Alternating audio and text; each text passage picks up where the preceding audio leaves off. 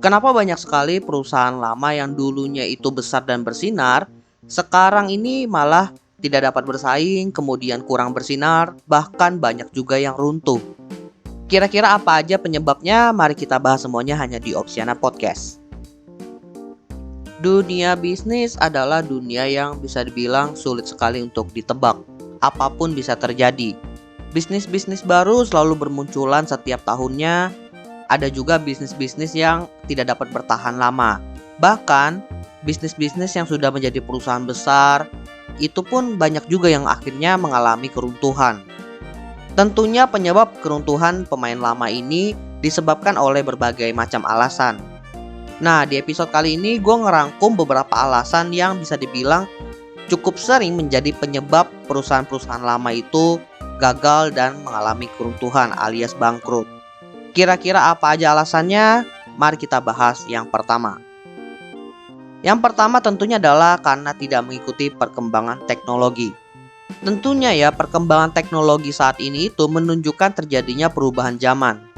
Dan hal ini pun sebenarnya udah terjadi dari zaman-zaman dulu sebelum era digitalisasi seperti sekarang ini. Ketika dulu bisnis-bisnis itu berjalan menggunakan metode tradisional, kemudian masuklah ke era revolusi industri. Di era itu pun banyak bisnis yang mengalami keruntuhan karena tidak bisa keep up dengan revolusi industri. Begitu juga yang terjadi di era sekarang, di mana era sudah berganti menjadi era digitalisasi. Kesamaan yang dapat dilihat dari perpindahan era ini adalah setiap perpindahan era, teknologi yang digunakan itu semakin cepat, semakin efisien. Dan tentunya hal ini berdampak kepada bisnis yang mengikuti teknologi. Karena dengan mengikuti teknologi, mereka itu bisa membuat proses bisnis dari bisnis mereka itu menjadi jauh lebih efisien. Misalnya, kalau dulu orang mau jualan atau bisnis itu pengen jual produknya, mereka itu harus buka toko. Sekarang kan udah nggak perlu, mereka itu tinggal buka website, bikin website untuk jualan, e-commerce. Selain efisien juga, teknologi ini membuat perhitungan menjadi jauh lebih akurat. Dimana dulu kalau perhitungan dilakukan oleh para akuntan, mereka itu yang ngumpulin bond, kemudian dihitung manual, ditulis manual, di buku. Tapi sekarang, semua pencatatannya itu dilakukan melalui aplikasi. Bahkan nggak sedikit juga, proses pencatatannya itu langsung dilakukan ketika proses transaksi itu terjadi. Artinya apa? Artinya ketika ada yang beli, transaksinya itu langsung masuk ke dalam pembukuan. Sehingga di akhir bulan nantinya, business owner atau si akuntan ini tinggal menggunakan fitur untuk merekap data yang ada. Itu akurat dari segi perhitungan angka. Ada juga akurat dari sisi waktu. Misalnya gue ambil contoh itu aplikasi payroll, pembayaran gaji karyawan. Nah, ini masih menjadi masalah sampai sekarang di mana banyak perusahaan itu bayar gaji karyawannya dalam tanda kutip suka telat. Karena memang banyak SOP di perusahaan tersebut dan juga proses transfernya itu masih dilakukan manual. Masih perlu ke bank, kemudian tanda tangan bla bla bla bla baru lakukan proses transfer. Tapi dengan aplikasi payroll, prosesnya dibuat lebih efisien. Bahkan dari segi waktu transfernya aja bisa dibilang lebih akurat menyesuaikan waktu transfer yang sudah diinginkan. Kemudian dari sisi penjualan, sekarang banyak perusahaan yang akhirnya masuk ke sosial media untuk berjualan, mulai branding di sana. Ya tujuannya karena mereka ingin menggait konsumen. Hal-hal kecil seperti inilah yang bisa dibilang kalau nggak dilakukan itu in the end bakal bikin perusahaan itu tertinggal dari perusahaan lain yang menggunakan teknologi. Makanya penting banget buat perusahaan itu terus keep update dengan teknologi yang ada.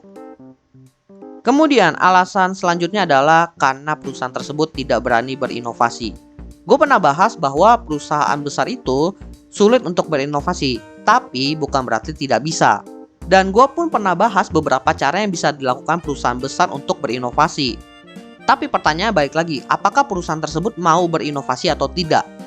Memang dapat dikatakan bahwa inovasi untuk perusahaan besar itu tergolong high risk. Karena biasanya inovasi itu butuh biaya yang besar dan juga butuh waktu yang lama.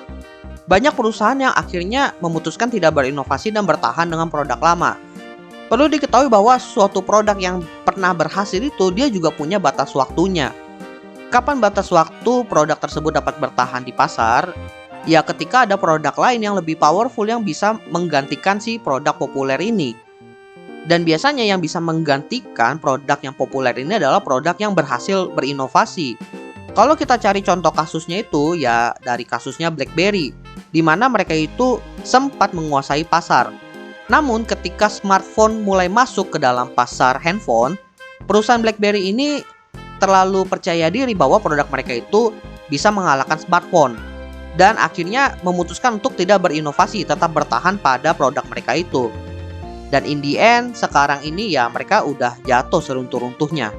Dan kasus ini pun juga pernah terjadi kepada brandnya Nokia. Dan kasusnya itu sama persis dengan si BlackBerry ini.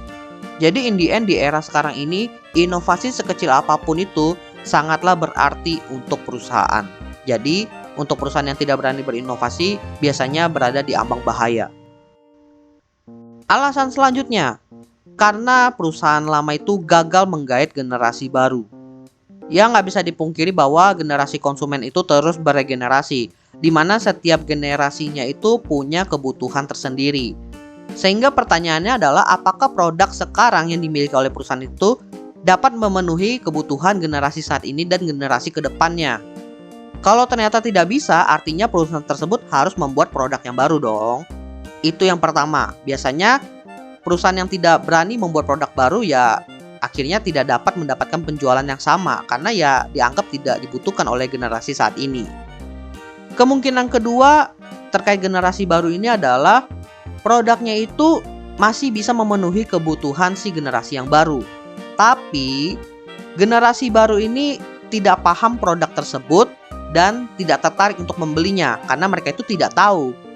Dan masalahnya adalah cara-cara yang diterapkan oleh perusahaan saat ini itu memang tidak dapat menjangkau si generasi baru karena cara mereka, platform mereka itu berbeda dengan generasi saat ini. Sehingga mau nggak mau perusahaan itu harus menentukan strategi yang tepat agar bisa menjangkau si generasi baru.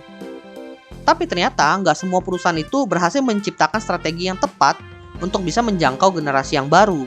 Contoh kasusnya itu ada di Tupperware, di mana Tupperware ini menyediakan botol minum dan perangkat bekal yang bisa dibilang dari segi kualitas itu sangat-sangat baik. Kemudian teknik penjualan mereka adalah melalui direct selling yang memanfaatkan konektivitas dari ibu rumah tangga. Tapi di dalam kasusnya Tupperware ini mereka itu malah kena tiga kesalahan. Mereka itu tidak ngikutin teknologi, di mana untuk menjangkau generasi baru mereka harusnya menggunakan sosial media, tapi mereka tidak. Mereka tetap stay dengan metode direct selling dengan bantuan ibu-ibu. Kemudian dari sisi produknya, mereka tidak berani berinovasi. Produk mereka dianggap oleh anak-anak zaman sekarang itu tidak keren, bentuknya itu-itu aja. Sehingga dari sisi generasi muda ya tidak tertarik untuk menggunakan produk tersebut, apalagi membeli. Dan karena mereka melakukan dua kesalahan tadi, akhirnya apa? Akhirnya ya mereka gagal menggait generasi baru yang membuat perusahaannya tersebut mengalami keruntuhan. Kemudian alasan yang keempat, karena skandal perusahaan. Di mana memang banyak perusahaan itu yang mengalami keruntuhan setelah terjadi skandal di manajemen mereka. Skandal yang sering terjadi itu seperti korupsi, kemudian penipuan, pemalsuan, di mana dari sisi manajemennya ini melakukan suatu tindakan untuk menutup-nutupi keuangan perusahaannya. Seolah-olah keuangan perusahaannya itu berjalan dengan baik dan mereka dapat untung yang besar, padahal tidak seperti itu. Sehingga ketika skandalnya itu terbuka, ternyata keuangan dari perusahaannya itu mengalami krisis yang cukup parah. Selain skandal tadi yang gue sebutin, sebenarnya masih banyak skandal lain yang tidak berhubungan dengan keuangan juga sih. Mungkin seperti skandal peniruan produk, skandal hak cipta. Tapi in the end, semua skandal ini banyak yang berakhir di meja pengadilan, yang akhirnya membuat dari sisi perusahaan tersebut harus membayar denda kepada investor atau mungkin kepada korban-korbannya. Dan akhirnya karena keuangan perusahaan itu semakin hancur, ya perusahaan tersebut mau tidak mau ditutup alias runtuh. Lalu alasan terakhir kenapa banyak perusahaan lama yang runtuh adalah karena bencana alam. Kalau kasus seperti ini sih bisa dibilang ya nasibnya aja yang sial sih. Karena kita nggak tahu bahwa kapan terjadinya bencana itu. Bisa terjadi kapan aja dan munculnya juga secara tiba-tiba. Dan sebenarnya ini nggak ngelihat besar kecilnya perusahaan sih, cuma memang nasibnya aja yang lagi sial. Dan perusahaan lama yang bisa dibilang udah besar pun ketika mereka terkena bencana yang membuat mungkin pabrik mereka itu hancur, ya udah mereka itu nggak bisa berproduksi lagi. Pilihannya adalah apakah mereka itu membuka pabrik yang baru atau mereka menutup operasional bisnis mereka. Tapi mungkin yang paling jelas itu terjadi ketika di zaman pandemi kemarin, di mana memang banyak bisnis-bisnis itu, mau yang kecil mau yang besar, tidak dapat beroperasi secara optimal. Bahkan nggak sedikit juga perusahaan-perusahaan itu tidak bisa beroperasi total. Kalau udah nggak bisa beroperasi ya mau dari mana duitnya? Mau jualan apa? Nggak ada produk yang bisa dijual. Ya in the end karena mereka itu tidak bisa survive, mau nggak mau ya perusahaan tersebut ditutup. Apalagi kalau memang perusahaannya itu perusahaan lama yang sudah besar, dengan jumlah karyawan yang gede, tentunya kan pengeluaran per bulannya juga gede. Nah, tanpa pemasukan tapi pengeluarannya tetap berlanjut, ujung-ujungnya ya kas perusahaannya yang kena. Kalau udah seperti itu ya no comment lah, namanya juga bencana kan. Oke, jadi itulah beberapa alasan yang biasanya menjadi penyebab perusahaan lama dan besar itu mengalami keruntuhan. Sekali lagi bahwa memang dunia bisnis ini nggak bisa ditebak akan seperti apa ke depannya. Yang dulunya kecil bisa tiba-tiba menjadi raksasa, yang dulunya raksasa bisa tiba-tiba menjadi kerdil. Tapi pada akhirnya prioritas utama dari bisnis itu bukan hanya mencari untung, tapi bagaimana caranya agar mereka itu bisa survive di sepanjang masa. Karena mau sebesar apapun untungnya di masa itu, kalau mereka tidak dapat bertahan di masa selanjutnya, ujung-ujungnya ya mereka bakalan tutup juga. Karena dengan daya tahan yang kuat, mungkin di masa ini perusahaan tersebut tidak dapat untung. Tetapi ketika mereka dapat bertahan sampai masa selanjutnya, ada potensi mereka mengalami kebangkitan di masa tersebut. Jadi bisa dibilang daya tahan dan juga kemampuan adaptasi adalah hal yang paling penting dimiliki oleh perusahaan sekarang ini. By the way teman-teman, jangan lupa follow Instagram dan juga akun TikTok Opsiana Podcast di @opsianamedia, karena di sana akan ada konten-konten menarik dan juga yang bermanfaat buat teman-teman semuanya. Dan juga kalian akan mendapatkan update dari Opsiana Podcast kalau nantinya ada episode terbaru yang rilis. So, jangan sampai teman-teman ketinggalan sama update-nya. Dan terakhir, jangan lupa juga untuk follow atau subscribe Opsiana Podcast di platform kesayangan teman-teman. Dan nantikan konten-konten menarik dari Opsiana Podcast nantinya di sana. Oke, gua rasa itu aja. Thank you buat teman-teman yang sudah mendengarkan. See you next time di episode Opsiana Podcast lainnya.